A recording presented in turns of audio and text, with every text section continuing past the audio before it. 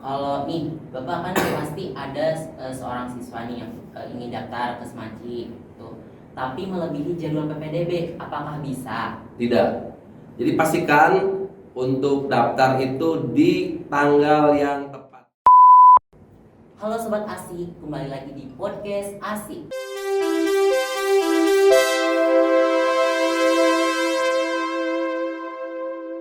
Bersama saya, Gali Mahartana. Di podcast kali ini bertema Semanci Topics. Nah, di Semanci Topics kali ini kita bakal menggali informasi tentang berita-berita terkini di SMA Negeri 1 Ciawi Gebang. Dan podcast kali ini kita kedatangan narasumber yang luar biasa, yaitu Bapak Lukman Mulyana SPD. Halo Bapak, apa kabar? Alhamdulillah baik. Oke, nih Bapak, kita kan bakal ngebahas tentang topik-topik terkini di SMA Negeri 1 Ciawi Gebang. Nah, kalau boleh tahu nih Pak, untuk kegiatan-kegiatan di dalam waktu terdekat ini kita bakal ngelaksanain apa aja? Sebenarnya banyak program sekolah di waktu yang sangat dekat. Yang pertama PPDB, penerimaan peserta didik baru. Kemudian ada program Adiwiyata. Kemudian yang paling dekat lagi PAT. Ya, karena kelas 10 dan 11 akan mengikuti ujian untuk kenaikan kelas seperti itu. Oh iya Pak, sebelum kita ke informasi yang lebih penting lagi, Gali juga pengen tahu dong Bapak ini asalnya dari mana sih? Saya asli apanya nih? Oh iya, tinggalnya. Tinggalnya saya di Perum GKP, Gereja Kuningan Permai, Kertaungaran, Sinanggagung. Tahu kali? Enggak. Sama. Iya. Saya nggak tahu dari mana. Oh iya. Nah, kalau Bapak di SMA Negeri 1 Ciawi Gebang ini menjabat sebagai apa? Saya periode kedua menjabat Wakil Kepala Sekolah Bidang Kesiswaan. Oh, periode kedua. Periode kedua. Emang sampai periode Harusnya berakhir. Oh, Mudah-mudahan ini tahun terakhir. tahun terakhir. Ya, tahun terakhir di PPDB. Di PPDB di apa namanya? Di kesiswaan. Gitu ya. Nah, ngomong-ngomong tentang PPDB nih, kalau untuk jalur PPDB itu ada apa aja? Untuk jalur PPDB ya betul. Kali ini ada dibagi dua termin, yaitu zonasi dan non zonasi. Tapi yang pertama kali yaitu non zonasi dulu. Jalurnya ada afirmasi KETM, keluarga ekonomi tidak mampu. Kemudian ada ABK, anak yang berkebutuhan khusus. Kemudian ada kondisi tertentu bagi anak-anak yang dari Satgas Covid atau vaksinator. Kemudian ada pindah tugas orang tua atau anak guru. Kemudian ada juga prestasi. Nah, untuk prestasi sendiri itu kebagi dua. Prestasi jalur raport. Kemudian yang keduanya prestasi jalur kejuaraan akademik dan non akademik gitu. Dan zonasi sendiri itu tahap nanti. Oke. Gitu. Nah, kalau untuk jadwal pendaftarannya itu dimulai kapan Pak? Nah, untuk jadwal pendaftaran untuk zonasi itu nanti ya di tahap 2. Untuk non zonasi tanggal 6 Juni sampai 10 Juni itu pendaftaran di non zonasi. Prestasi, afirmasi yang tadi saya sebutkan itu tanggal 6 sampai tanggal 10 Juni. Untuk zonasi sendiri itu nanti. Jadi yang nggak masuk di tahap pertama nanti masih bisa ikutan PPDB di tahap kedua, yaitu tanggal 23 sampai 30 Juni 2022. Oh, Gitu. jadi intinya buat pendaftaran PPDB itu di bulan ini ya Pak? Ya, bulan ini. Gitu. Nah, kalau untuk PPDB kan punya kuotanya tersendiri ya Pak. Iya. Kalau untuk kuota per jalurnya itu ada berapa Pak? Nah, untuk yang paling besar itu di apa namanya?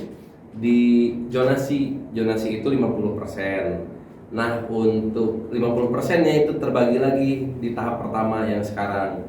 Yang pertama afirmasi itu 20%. Kemudian pindah tugas orang tua itu 5%. Prestasi rapot sama kejuaraan totalnya 25%. Bahkan kita kebagi lagi nih, untuk rapot itu lebih besar 20%, sedangkan kejuaraan hanya 5%.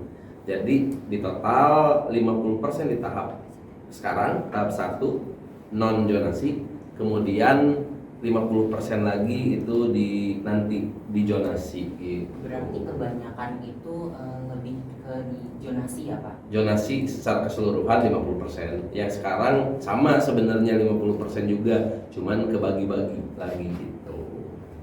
Kalau untuk persyaratan, nah yang pertama persyaratan umum deh. Persyaratan umumnya harus mempersiapkan dokumen atau surat-surat yang apa aja? Apa aja gitu ya.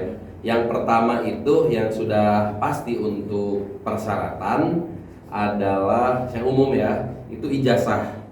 Karena ijazahnya belum ada, yaitu surat keterangan lulus. Iya. Bahkan sekarang kalau nggak salah pelulusan juga ada kemungkinan belum, tapi PPDB sudah dimulai. Itu boleh menggunakan kartu peserta ujian untuk pendaftaran. Jadi syarat umumnya nih buat anak-anakku sekalian yang mau mendaftar ke SMA Ciawi itu ijazah, kalau nggak ada surat keterangan lulus. Kalau belum lulus juga karena belum ada pelulusan, boleh menggunakan kartu ujian sekolahnya gitu. Itu yang pertama. Yang kedua, akte kelahiran, kemudian kakak, buku rapot, dan surat tanggung jawab mutlak. Semua itu bisa di-download di websitenya SMA Negeri 1 Ciawi Gebang. Silahkan kalian bisa mendownloadnya gitu. Berarti semua persyaratan itu ada di website kita ya Pak? Ada, silahkan dikunjungi aja. Nah, untuk khususnya, persyaratan khususnya ini juga harus disiapkan dari sekarang. Yang pertama, kalau ngambil jalur afirmasi KETM, keluarga ekonomi tidak mampu, siapkan itu kartu KIP-nya, kartu Indonesia Pintar, atau boleh PKH, atau yang terdaftar di DTKS, itu ya, di Dinsos, silahkan. Kemudian untuk yang kena musibah nih, bencana ya, kayak dulu pernah ada bencana akhirnya ngungsi, itu boleh pakai kartu domisili ya, itu untuk kondisi khusus. Kemudian untuk yang anak guru itu boleh menyiapkan SK orang tuanya gitu ya, surat tugas orang tuanya di sekolah mana beliaunya mengajar, sama sertifikat pendidik. Kemudian umpamanya ada anak dari Satgas Covid, boleh silakan SK-nya disiapkan. Kemudian atau sebagai vaksinator juga boleh. Nah, untuk yang berprestasi, siapkan dokumentasi prestasinya, entah itu piagam atau link videonya ketika mengikuti kejuaraan. Jadi kayak gitu, itu persyaratan khusus untuk tiap jalur. Jadi bakal beda-beda. Nah kan tadi kata Bapak zonasi itu kan lebih banyak ya untuk kuotanya. Tapi ini pengen tahu aja ya, untuk desa atau kecamatan apa aja sih yang termasuk ke zonasi SMA Negeri 1 Ciawi Gebang? Oke ya. Nah, untuk Kabupaten Kuningan sendiri itu terbagi jadi 4 zona. Zona A, B, C, D. Nah, untuk Ciawi sendiri, SMA Ciawi adanya di zona C. Zona C itu kecamatan apa aja sih yang masuk? Iya. Yang pertama jelas kecamatan Ciawi Gebangnya. Kemudian Kalimanggis, kemudian Kecamatan Cipicung, Kecamatan Lebakwangi, Garawangi, Maleber, Ciniru. Jadi itu satu zona. Boleh daftar menggunakan jalur zonasi. Nah, yang di luar zona gimana? Bisa nggak sih daftar ke SMA Ciawi? Ternyata bisa. Bisanya jangan ngambil jalur zonasi, tapi ngambil jalur non zonasi kayak tadi gitu ya. Afirmasi, prestasi itu boleh anak-anak di luar zona gitu. Oke, baik Pak. Nah, untuk cara pendaftarannya sendiri itu mandiri atau kolektif di sekolah Pak? Ya, kayak ini pengetahuan banget nih buat anak-anakku sekalian, calon pelamar ya ke SMA Ciawi. Jadi kami harapkan nih dari panitia PPDB, kebetulan saya selaku ketua panitianya juga di PPDB, Jadi mohon untuk mempermudah diri, silahkan menghubungi atau mendaftarkannya itu lebih gampangnya ke SMP atau MTS asal mending. Karena kenapa? Karena nanti dibantu sama guru-guru di sana. Karena tiap siswa akan mendapatkan akun pendaftar, user dan passwordnya. Nah, ketika sendiri dikhawatirkan banyak kekeliruan, mending dibantu oleh sekolah asalnya gitu. Jadi lebih baik untuk ke kolektif di sekolah ya Pak. Iya. Oke. Nah banyak juga nih yang bertanya buat kalau pendaftaran itu berbayar atau enggak sih Pak? Ya, untuk pendaftaran di seluruh Jawa Barat itu gratis. Untuk daftar ya itu gratis. Nggak tahu kalau umpamanya di SMP butuh fotokopi atau apa segala macam ya, itu mah di luar sepengetahuan kami ya. Artinya mungkin ada biaya yang dikeluarkan untuk beli materai, untuk memfotokopi, nyetak gitu, itu nggak tahu. Tapi yang jelas bahwa PPDB itu free, itu gratis di seluruh Jawa Barat.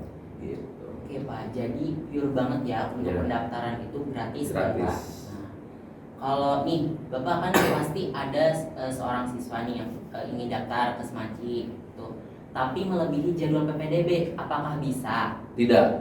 Jadi pastikan untuk daftar itu di tanggal yang tepat. Hati-hati hoax, hati-hati pungli, hati-hati calo, gitu ya. Jadi hati-hati mengaku-ngaku bisa memasukkan siswanya ke anaknya atau apa ke SMA Ciawi gitu di luar jadwal yang resmi, itu hati-hati. Nih, nah tadi kan Bapak kita sudah memberikan informasi bahwa kalau di luar jadwal itu tidak bisa. Nah seharusnya kan para siswa SMP juga harus mendapatkan informasi. Nah para siswa SMP ini bisa mendapatkan informasinya tuh lewat media apa Pak? Nah, untuk kita sendiri, alhamdulillah sudah banyak sekali media untuk informasi. Salah satunya web SMA Ciawi, silahkan berkunjung ke portalnya. Kemudian kita juga lebih menjangkau ke para anak-anak muda, itu Instagram ada Instagramnya SMA Negeri 1 Ciawi Gebang, ada Instagramnya OSIS juga, boleh bertanya tentang itu. Kemudian bikin grup di Telegram juga ada sebenarnya.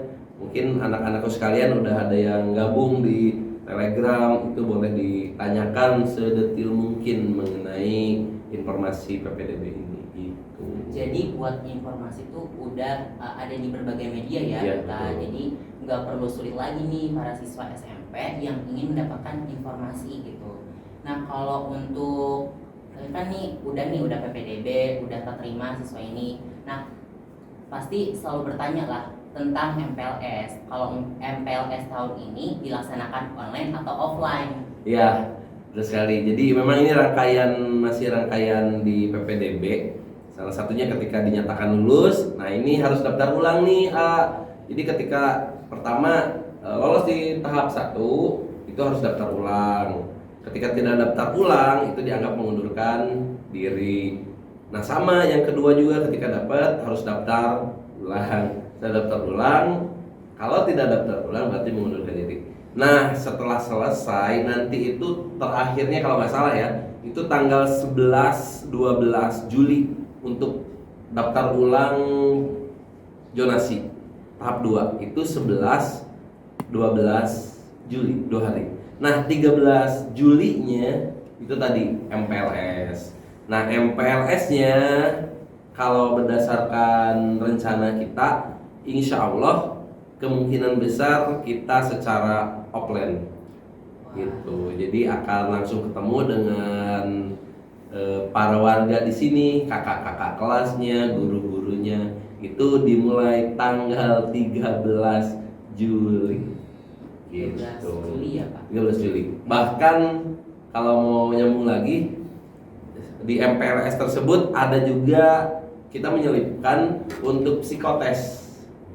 Jadi ada nanti MPLS, kemudian psikotes. Apa itu psikotes? Itu untuk mengukur tingkat kecerdasan seseorang anak gitu ya. Nanti karena setelah psikotes nanti akan ada penjurusan, entah itu ke MIPA atau ke IPS setelah psikotes. Setelah itu lanjut lagi kemungkinan kita penerimaan tamu ambalan, kita akan camping, mudah-mudahan lancar gitu. Amin ya, Pak. Ya. Jadi anak-anak sekalian nanti MPLS-nya insya Allah offline. Gitu ya. Itu dilaksanakan berapa hari, Pak? Kalau Nah, MPLS? Berdasarkan jadwal itu 13 sampai 15. Nah, kalau kita kemungkinan karena ada yang dipakai untuk psikotes, kemungkinan nanti 13 itu pembukaan, 14 itu kemungkinan psikotes, 15 lanjut lagi MPLS, kemudian Sabtu Minggu libur, nyambung tanggal 18 masih MPLS, kemungkinan aksi-aksi eskul, demo-demonya gitu ya, dikeluarkan itu perkiraan tanggal 18, 19 persiapan penerimaan tamu ambalan, 20-nya kemungkinan kita akan kegiatan blok pramuka. Ya, gitu. Berarti secara jadwal ini cukup padat ya, Pak, untuk dimulai dari PPDB, terus ada daftar ulang, MPLS, kayak gitu, jadi cukup padat. Tadi yang Bapak katakan bahwa ada demo eskul ya, Pak? Nah, kalau boleh tahu, eskul di Semanci itu ada berapa sih, Pak? Insya Allah ada 18. Wah, ada. Totalnya ada 18 eskul secara keseluruhan. Jadi anak-anakku sekalian nanti bisa gabung di eskul mana saja, silahkan berdasarkan minat dan kesukaan memang gitu. Ya, Jadi untuk eskul itu dibebaskan, Pak? dibebaskan. Tapi ada yang wajib. Yang wajib itu kegiatan kepramukaan. Kita akan wajib untuk apalagi kelas 10 itu selama 6 bulan nanti akan kita didik di kegiatan kepramukaan. Gitu. Di kegiatan pramukaan sekaligus tadi ya, mau diadakan kemah ya, Iya. Pak? Malah di awal kemungkinan penerimaan tamu ambalannya diterima dulu, kemudian baru kemah. Mudah-mudahan sih lancar, kitanya dapat rekomendasi buat kegiatan blok kepramukaan gitu. Oke, jadi ini juga kan podcast bisa jadi media informasi juga kan bagi para siswa-siswi baru nantinya buat ngegali informasi terus mendapatkan informasi baru. Mungkin Bapak untuk informasi seputar Semanci Topics kali ini mungkin sudah cukup jelas ya. Alhamdulillah kita juga sudah di penghujung acara. Jadi mungkin kita tutup aja ya podcast kali ini gitu. Untuk di podcast kali ini sampai jumpa di podcast selanjutnya ya teman-teman.